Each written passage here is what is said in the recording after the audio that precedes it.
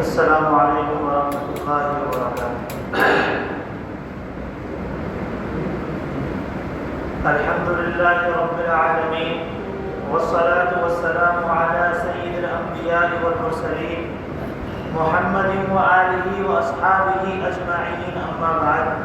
قال اللہ تعالی اعوذ باللہ من الشیطان الرجیم، بسم اللہ الرحمن الرحیم۔ قل إن كنتم تحبون الله فاتبعوني يحببكم الله ويغفر لكم ذنوبكم والله غفور رحيم۔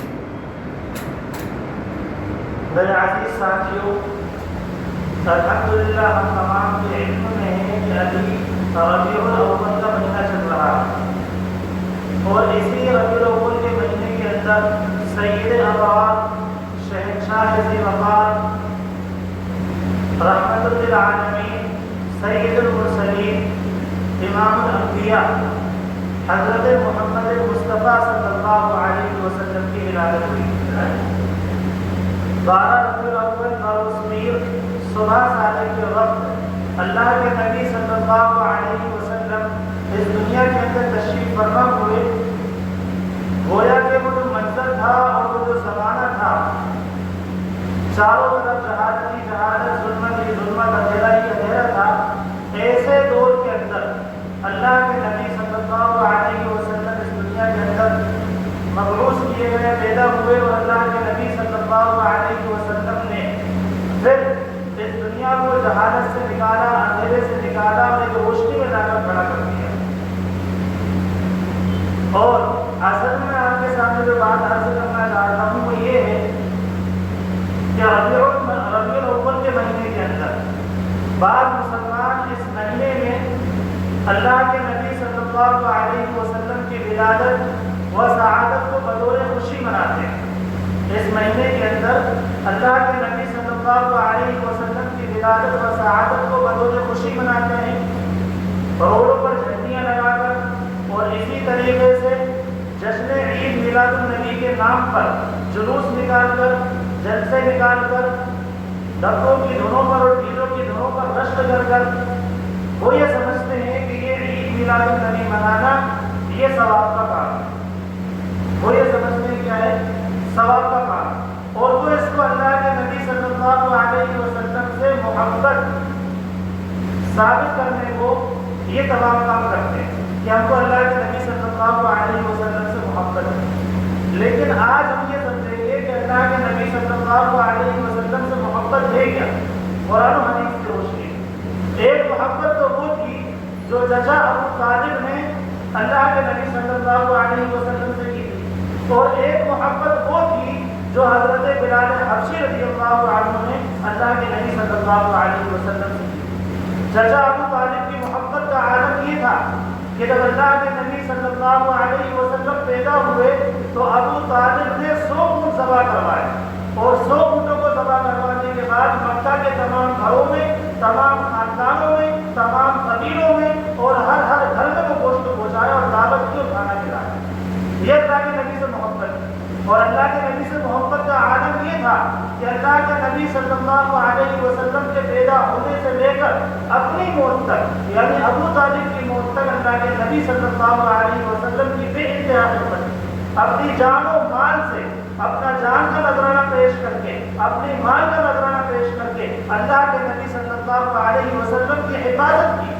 اور جب مشرکین مکہ نے اللہ کے نبی صلی اللہ علیہ وسلم کا بائیکاٹ کیا تو ابو طالب نے بائیکاٹ کرنے والوں کا ساتھ نہ دے کر اللہ کے نبی صلی اللہ علیہ وسلم کے ساتھ 3 سال شیب ابی طالب میں اس طریقے سے گزارے ہیں کہ جہاں پر نہ کھانے کے لیے کوئی کھانا تھا، نہ پینے کے لیے کوئی پانی تھا، نہ ہی چھت ڈھانکنے کے لیے کوئی چھت تھی، اور نہ ہی جسم کو ڈھانکنے کے لیے کوئی کپڑا تھا، بلکہ درختوں کے پتے اور چھلکے کھا کھا کر اپنی زندگی گزارنے کا وعدہ کر لیا۔ لیکن چچا ابو طالب نے اللہ کے نبی صلی اللہ علیہ وسلم کو چھوڑنے کا وعدہ نہیں کیا۔ یہ محبت ابو طالب کو اللہ کے نبی صلی اللہ علیہ وسلم سے تھی، اور کبھی کبھی اللہ کے نبی صلی اللہ علیہ وسلم کو اپنے سینے سے لگا کر ابو طالب یہ کہا کرتے تھے کہ میرے بھتیجے، تیرا چہرہ اتنا حسین چہرہ ہے کہ اس چہرے کی بنیاد پر اللہ رب العزت آسمان سے بارشوں کو برساتا ہے۔ تیرا چہرہ اتنا خوبصورت چہرہ ہے کہ اس خوبصورت چہرے کی بنیاد پر اللہ تبارک و تعالی برکتوں کی برسات برساتا ہے. تیرا حسین چہرہ اور خوبصورت چہرہ یہ یتیموں اور بیواؤں کے لیے آسرا ہے. لیکن اصل بات یہ ہے کہ ابو طالب نے اللہ کے نبی صلی اللہ علیہ وسلم کو اپنے سینے سے لگایا، لیکن اللہ کے نبی صلی اللہ علیہ وسلم کے دین کو اپنے سینے سے نہیں لگایا. جس بنیاد پر کیا ہوا؟ ابو طالب کو جنت نہیں مل سکتی، ابو طالب کی بخشش نہیں ہو سکتی، ابو طالب جنت کی خوشبو نہیں سونگھ سکتے. اتنی محبت کی، اپنی جان کا نذرانہ پیش کیا، سب کچھ اللہ کے نبی کی محبت کو قربان کر دیا، لیکن اس کے باوجود بھی جنت نصیب نہیں ہو سکتی. اور ایک وہ شخص ہے جو نہ اللہ کے نبی کا گھر کا ہے، نہ خاندان کا ہے، نہ شہر کا ہے، نہ ملک کا ہے، جس نے کبھی بھی اللہ کے نبی صلی اللہ علیہ وسلم کے لیے کوئی جلوس نہیں نکالا، جس نے کبھی بھی اللہ کے نبی کی شان میں کوئی شعر نہیں پڑھا، جس نے کبھی بھی اللہ کے نبی کے لیے عید میلاد النبی کا جشن نہیں منایا، لیکن اس کے باوجود بھی اس کا مقام یہ ہے کہ وہ چلتا مکہ کی گلیوں کے اندر ہے، لیکن آواز پیروں کی آہٹ کی آواز جنت کے اندر آتی ہے. یہ کون ہے؟ یہ کس بنیاد پر ہوا؟ اتنا بلند مقام کس بنیاد پر ہوا؟ یہ اس بنیاد پر ہوا کہ انہوں نے نبی کے طریقوں کو اختیار کیا، جس کو آج ہم حضرت بلال حبشی کے نام سے یاد کرتے ہیں. انہوں نے اللہ کے نبی کے لیے جلوس نہیں نکالے اور دانے جو ہے کہ کھانے نہیں کھلائے، صرف اللہ کے نبی کے طریقوں کو اختیار کیا. اپنی زندگی کے اندر اللہ کے نبی صلی اللہ علیہ وسلم کے ایک طریقوں کو لے کر آئے. اللہ تبارک و تعالی نے وہ مقام عطا فرمایا ہے کہ ان کو امام المؤذنین بنا دیا، پورے مؤذنین کا امام بنا دیا. وہ چل رہے ہیں مکہ کی گلیوں کے اندر، لیکن آواز آ رہی ہے جنت کے اندر. یہ مقام اللہ نے عطا فرمایا. تو اصل میں میرا کہنے کا مقصد ہے وہ یہ کہ اگر کوئی انسان صرف محبت کا دعویٰ کرے اور جشن عید میلاد النبی کے نام پر ڈھول تاشے بجائے اور محفلیں سجائے اور جلوسیں نکالے تو یہ محبت نہیں ہے، بلکہ یہ نبی کے طریقے کے خلاف کام ہے.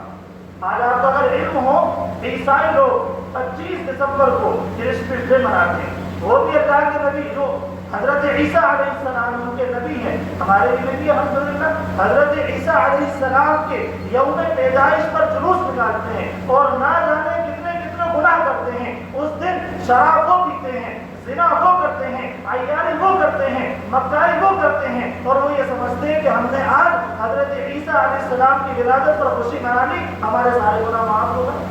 اور آج مسلمانوں کا حال یہ ہے کہ مسلمان صرف سال میں ایک مرتبہ جشن عید میلاد النبی بنا کر یہ سمجھتے ہیں کہ ہم کو اب نماز پڑھنے کی ضرورت نہیں ہے، ہم کو اب روزہ رکھنے کی ضرورت نہیں ہے، ہم کو اب دین پر چلنے کی ضرورت نہیں ہے، ہم کو اب سنتوں پر عمل کرنے کی ضرورت نہیں. ان کا خیال یہ ہے.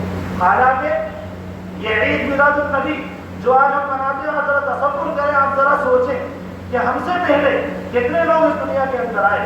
اللہ کے نبی صلی اللہ علیہ وسلم کے زمانے میں 12 ربیع الاول آیا. اللہ کے نبی کے بعد خلفائے راشدین کے زمانے میں 12 ربیع الاول آیا. ائمہ اربعہ کے زمانے میں آیا، خلفائے راشدین کے زمانے میں آیا، خواجہ عبد القادر جیلانی کے زمانے میں آیا، خواجہ معین الدین چشتی کے زمانے میں آیا، اور 1400 سال تک ہر ایک کے زمانے میں آیا. لیکن پیغمبروں کے ان صحابہ نے، تابعین نے، تبع تابعین نے، علماء نے، صلحاء نے، ائمہ اربعہ نے، امام ابو حنیفہ نے، امام اعظم نے، امام بخاری نے، امام شافعی نے، کسی نے بھی اس دن کو جشن کر نہیں منایا.